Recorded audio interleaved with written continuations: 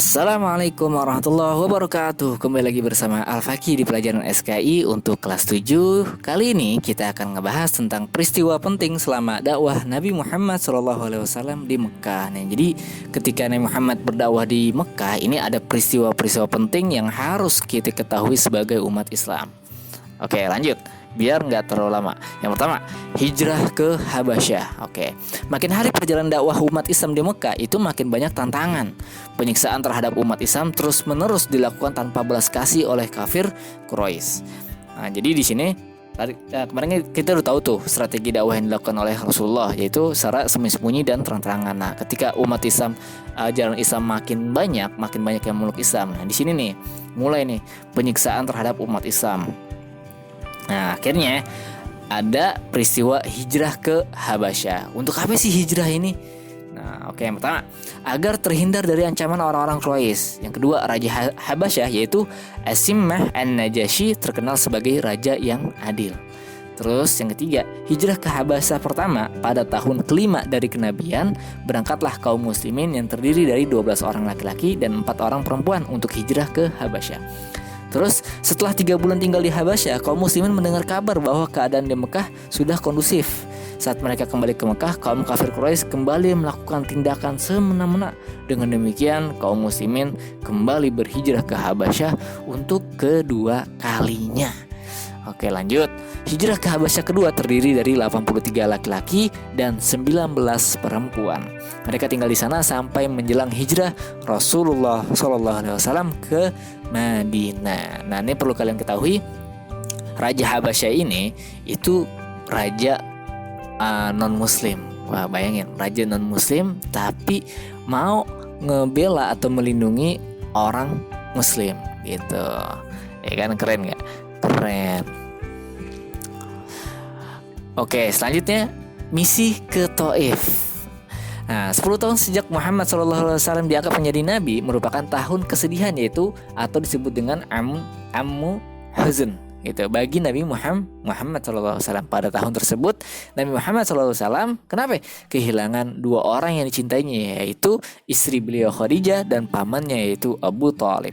Setelah keduanya meninggal, orang-orang Quraisy makin gencar mengganggu dakwah Nabi Muhammad SAW.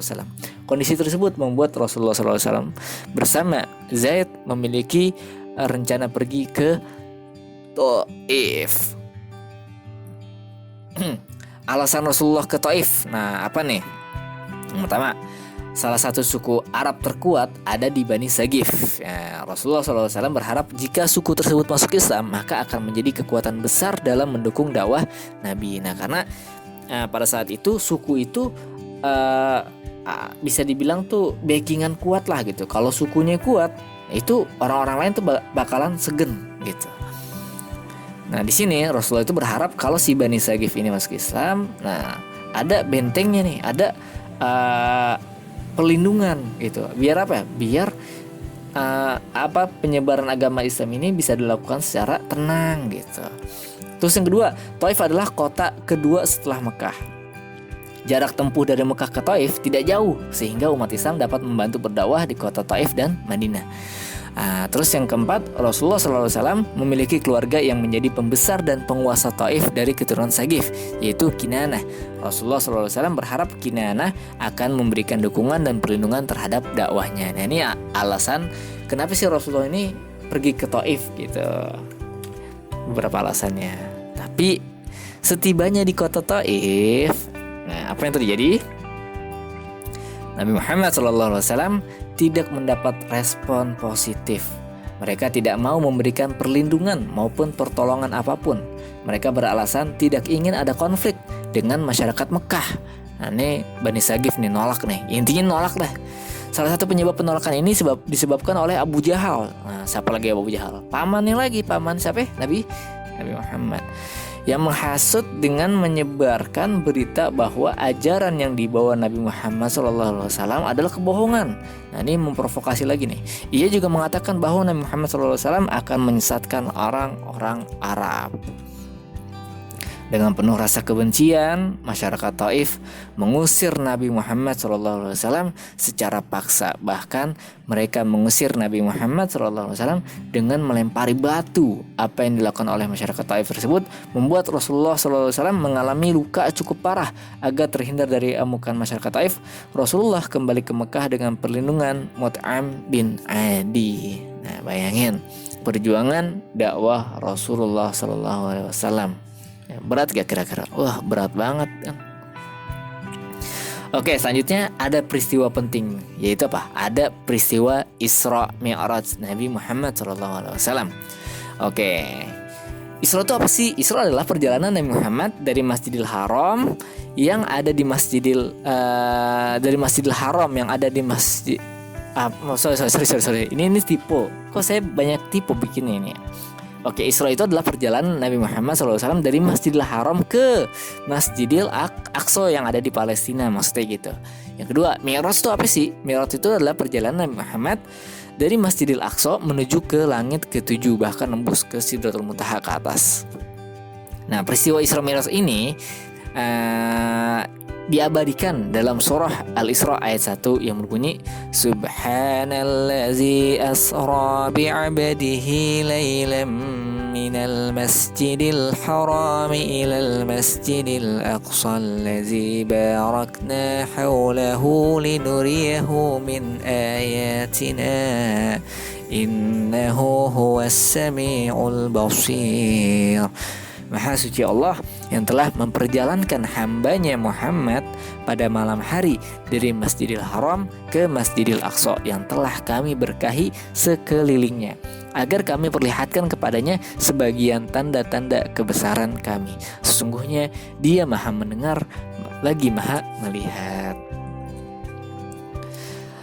Terjadinya peristiwa Isra Mi'raj itu terjadi pada malam 27 Rajab tahun 621 Masehi atau 1 tahun sebelum Nabi Muhammad SAW hijrah ke Madinah. Jadi kalau ditanya peristiwa Isra Mi'raj itu kapan sih sebelum hijrah? Nah, kita jawabnya gampang kan. Ya. Terus menggunakan apa sih? Kendaraannya itu bernama buruk yang berkecepatan seperti kilat. Nah, ini kendaraan canggih dah, kendaraan surga. Pokoknya itu cepatnya itu wallahu alam katanya itu bagaikan kilat. Jadi cus gitu. Jadi langsung nyampe gitu. Berlangsungnya selama 1 malam saja. Bukan 1 malam sih sebenarnya mah, cuman beberapa menit aja sebenarnya. Saking cepatnya si buruk ini dalam perjalanan dari Masjidil Haram ke Masjidil Aqsa, dari Masjidil Aqsa ke langit ke-7 gitu. Keren gak? Nah, namanya juga kendaraan Allah gitu kan. Kendaraan yang disiapkan oleh Allah secara khusus. Canggih. Saat melakukan Isra, nah Nabi Muhammad mengunjungi 3 tempat nih. Isra tadi tuh dari Masjidil Haram ke Masjidil Aqsa, itu namanya Isra. Nah, 3 tempat ini yang dikunjungi oleh Rasulullah apa aja? Yang pertama Yasrib atau Madinah, yaitu tempat Rasulullah yang akan hijrah.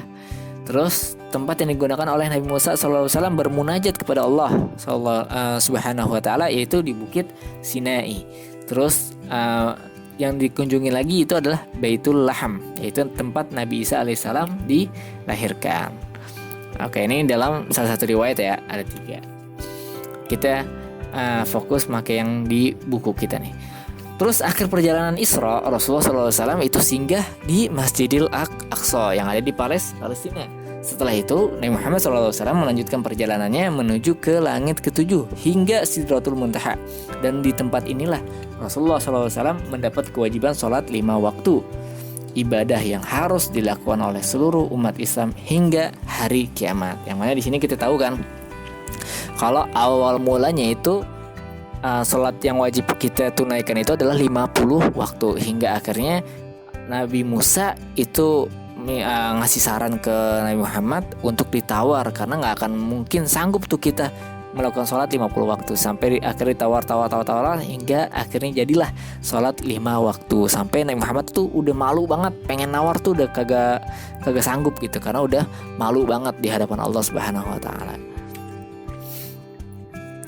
Nah, selama perjalanan Mi'raj, Rasulullah SAW itu melihat sebuah tamsil. Tamsil itu perumpamaan. Nah, jadi itu di sini ada beberapa hal yang kita garis bawahi. Yang pertama, Rasulullah Shallallahu Alaihi Wasallam itu melihat seseorang yang memotong padi, namun padi tersebut setiap dipotong akan selalu tumbuh kembali.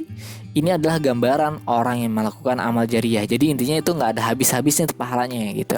Yang kedua, Rasulullah SAW itu melihat wanita tua yang cantik terus memanggilnya, namun beliau tidak menoleh.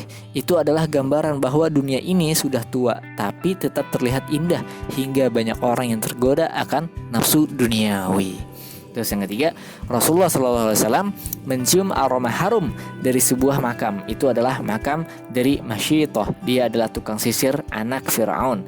Masyitoh dipaksa untuk mengakui Fir'aun sebagai Tuhan, tetapi dia menolaknya dan dihukum mati dengan cara dilemparkan ke dalam minyak mendidih. Ya Allah, keren gak nih Masyitoh? Keimanannya kuat kan? Gitu. Oke, akhir kisah.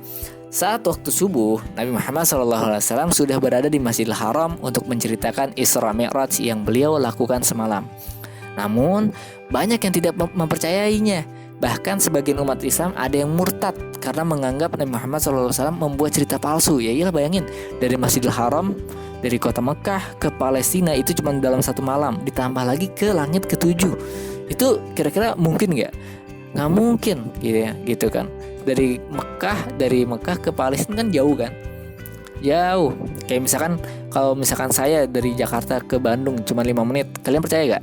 Nggak percaya kan. Kalau kita naik motor juga bisa 4 jam 5 jam ya kan.